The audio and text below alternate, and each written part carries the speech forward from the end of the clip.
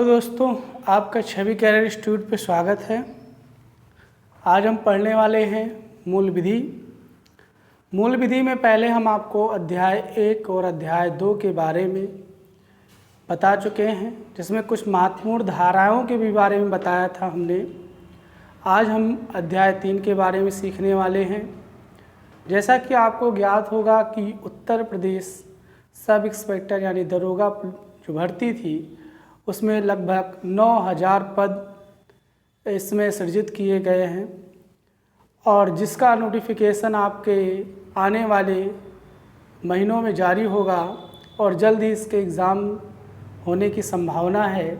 इसलिए हम लोग मूल विधि का पूरा डिटेल पढ़ेंगे आपको। अब इसमें देखते हैं अध्याय 3 के बारे में।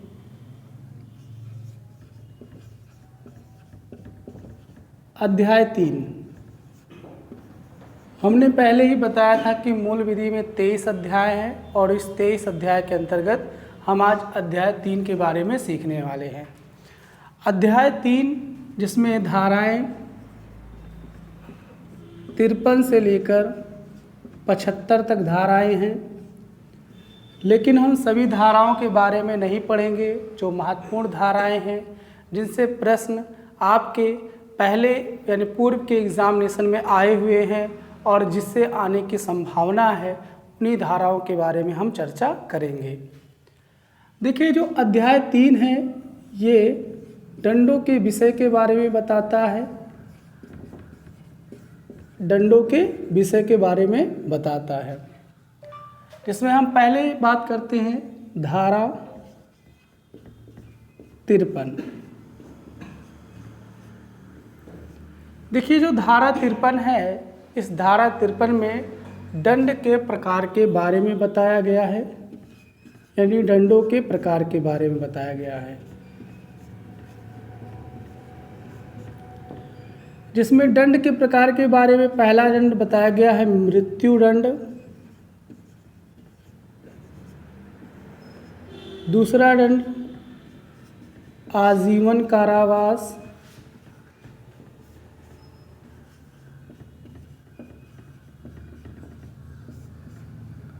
और तीसरा दंड है कारावास।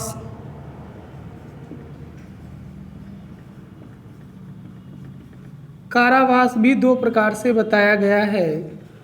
एक सादा कारावास,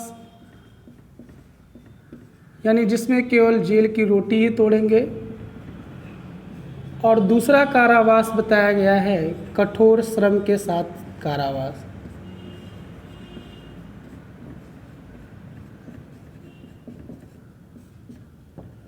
और जो चौथा दंड बताया गया है वो बताया गया है जुर्माना। जुर्माना चौथा दंड है। जो पांचवा दंड बताया गया है संपत्ति का समपहरण। जैसे कि अभी देख रहे होंगे, अभी हाल ही में एक केस में संपत्ति का संपहरण किया गया, यानी उसके संपत्ति को जो है सरकार के द्वारा निस्तेनाबूद किया गया। यह पांचवा दंड है। तो हमारे आईपीसी के अंतर्गत 5 प्रकार के दंड बताए गए हैं। एक दंड है मृत्यु दंड, यानी उसे जो है मार दिया जाएगा। दूसरा आजीवन कारावास, यानी उसे जीवन भर कारावास के अंतर्गत रहेगा।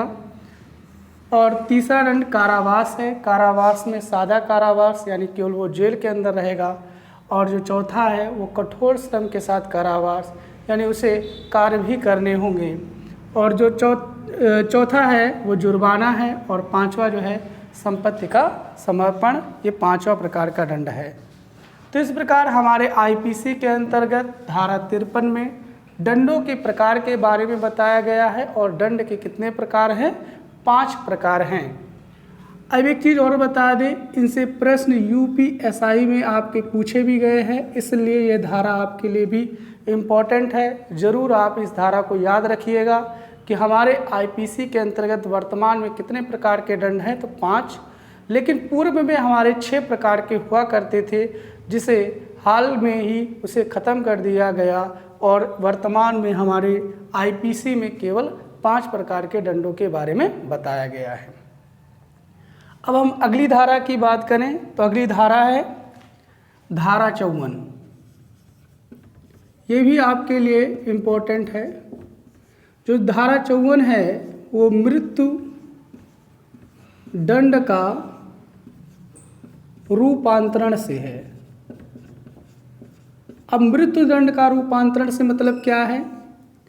जैसा कि आप जानते होंगे, आतंकवादी हो या घोर अपराध किया हुआ व्यक्ति हो, यदि उसे हमारे संविधान के तहत उसे मृत्यु दंड दिया जाता है, यानी वो कठोर अपराध है, तो यदि वो हमारे जो है आईपीसी के अंतर्गत उसे मृत्यु दंड दिया जाता है, तो हमारे राष्ट्रपति के द्वारा उस मृत्यु दंड का रूपांतरण किया जा सकता है। अब उस मृत्यु दंड का रूपांतरण किस प्रकार होता है? आजीवन कारावास के रूप में, आजीवन कारावास के रूप में। तो कौन सी आईपीसी की धारा है जो यह ज्ञात कराती है कि मृत्यु दंड का रूपांतरण भी हो सकता है, यानी मृत्यु दंड से जो अपराधी सजा पाया हुआ है उसे राष्ट्रपति के द्वारा यानी समुचित सरकार के द्वारा उसे रूपांतरित किया जा सकता है, उसे आजीवन कारावास के अंतर्गत बदला जा सकता है। ऐसा हमारी धारा 54 बताती है। यानी आईपीसी की धारा जो 54 है वो मृत्यु दंड के रूपांतरण से संबंधित है, यानी उसका मृत्यु दंड जो है वो राष्ट्रपति के द्वारा क्षमा योग करके उसे आजीवन कारावास के रूप में बदला जा सकता है। ये धारा हमारी 54 बताती है। अगली धारा की बात करें, अगली धारा है 55। अगली धारा 55 भी है क्या? अगली जो धारा 55 है ये भी आपके लिए बहुत ज़्यादा महत्वपूर्ण है। धारा 55 यानी आजीवन कारावास का लघुकरण करने से, आजीवन कारावास का लघुकरण करने से, लघुकरण करने से।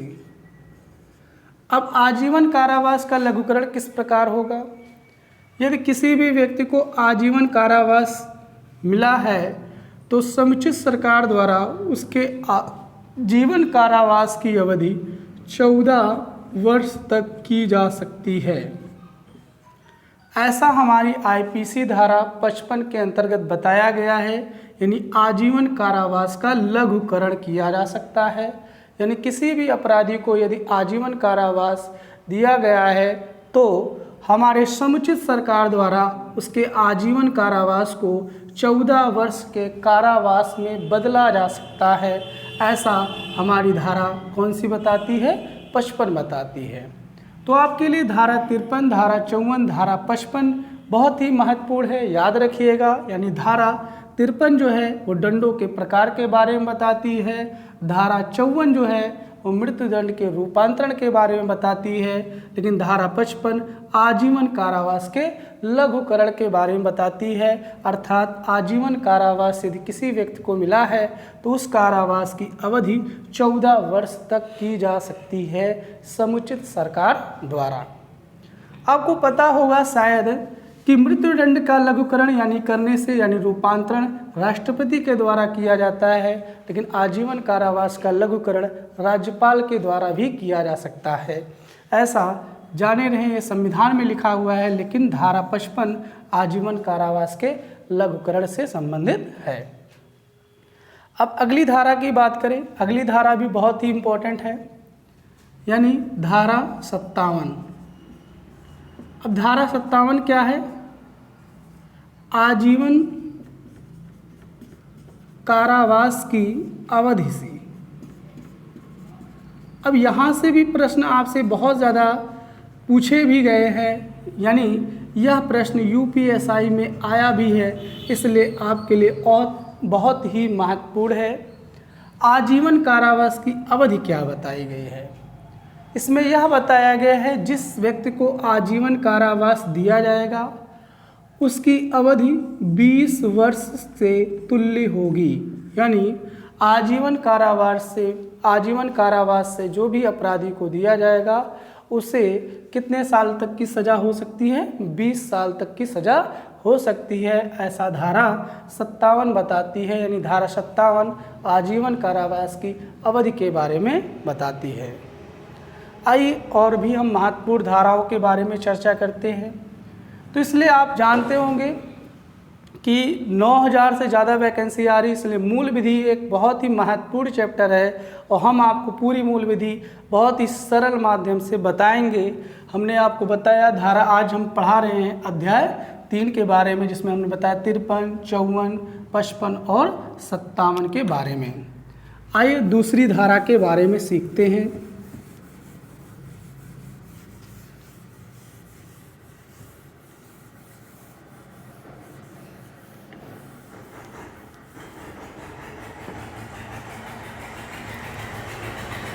अगली धारा के बारे में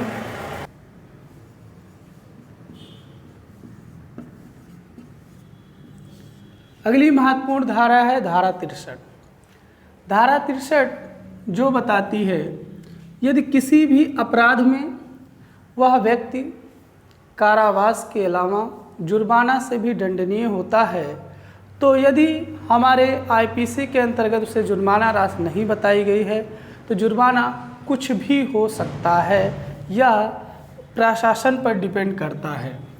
यानी जुर्माना राशि के बारे में बताया गया है। इसमें जो धारा 63 है उसके अंतर्गत यह बताया गया है यदि किसी भी अपराधी को कारावास के अलावा जुर्माना भी पड़ता है और जुर्माना की राशि उसमें उल्लेखित नहीं है तो जुर्माना कुछ भी किया जा सकता है, ऐसा धारा 63 बताती है। अगली जो धारा है इससे प्रश्न आपके उत्तर प्रदेश सब इंस्पेक्टर में भी आए हुए हैं, इसलिए और भी बहुत ज़्यादा महत्वपूर्ण है। धारा 67 के बारे में, यानी यूपीएसआई में ये प्रश्न आए हुए हैं। अब ये धारा कौन सी है देखें, ये धारा कौन सी है? जो धारा 67 है वो बताती है यदि कोई भी व्यक्ति जुर्माना नहीं दे सकता है तो उसे किस प्रकार सज़ा दी जाएगी, ऐसी जो है वह ज्ञान धारा 63 कराती है। यानी जुर्माना न दे सकने पर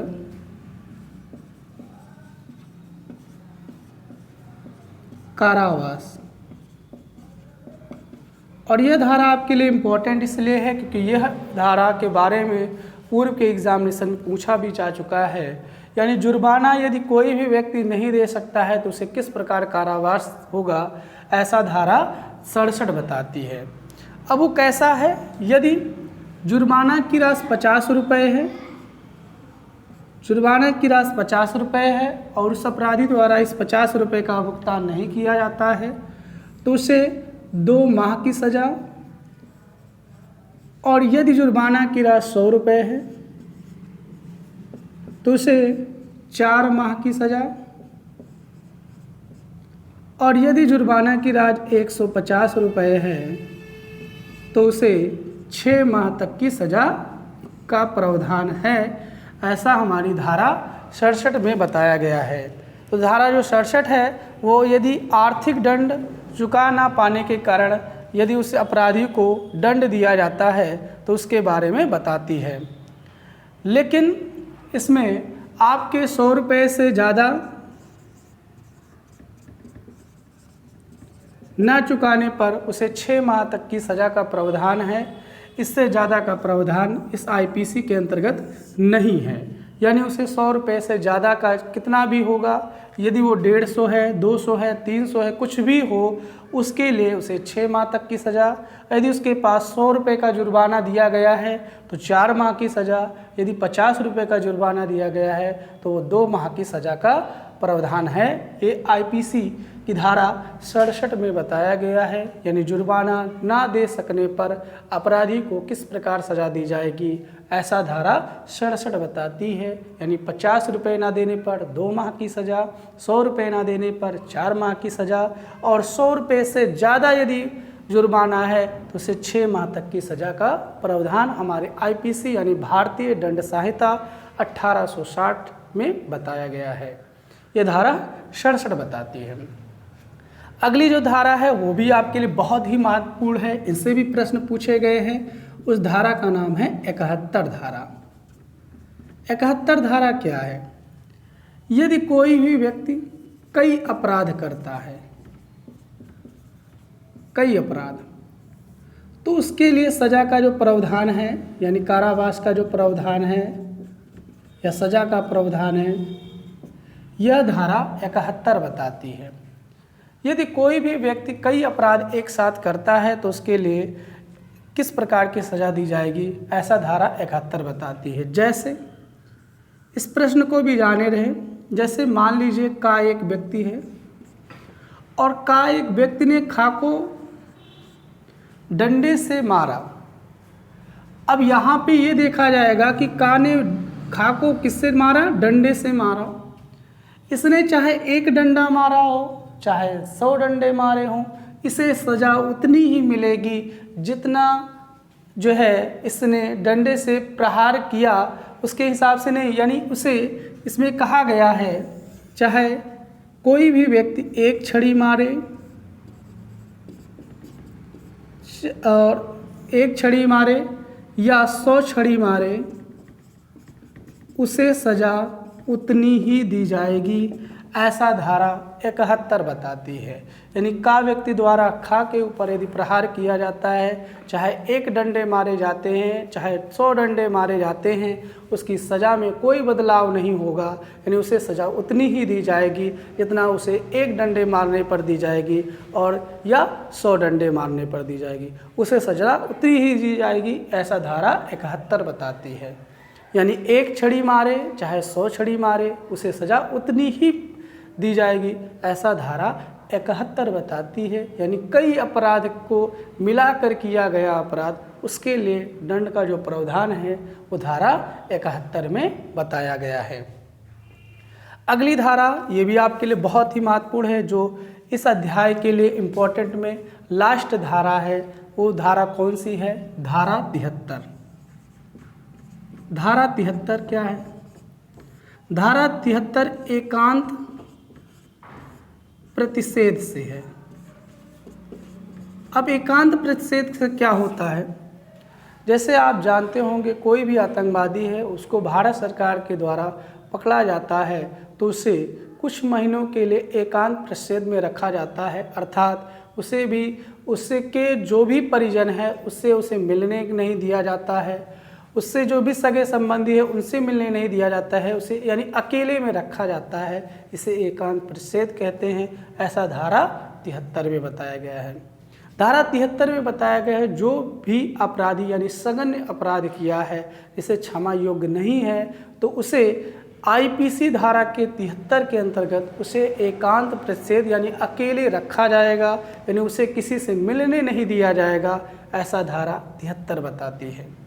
लेकिन इसमें यह भी बात है कि उसे 3 माह से ज़्यादा एकांत प्रतिषेध में नहीं रखा जा सकता। यानी किसी भी व्यक्ति को यदि एकांत प्रतिषेध में रखा जाता है तो उसके लिए नियत जो समय है वो केवल 3 माह है। 3 माह से ज़्यादा कोई भी व्यक्ति को एकांत प्रतिषेध यानी अकेले उसे कारावास के अंतर्गत नहीं रखा जा सकता, ऐसा धारा 73 बताती है। तो आपके लिए अध्याय 3 में जो भी महत्वपूर्ण धाराएं थी उसको आपने देखा, आपको समझ में भी आया होगा। आपको यदि समझ में आया है तो आप हमारे चैनल को सब्सक्राइब, शेयर, लाइक अवश्य करें। धन्यवाद।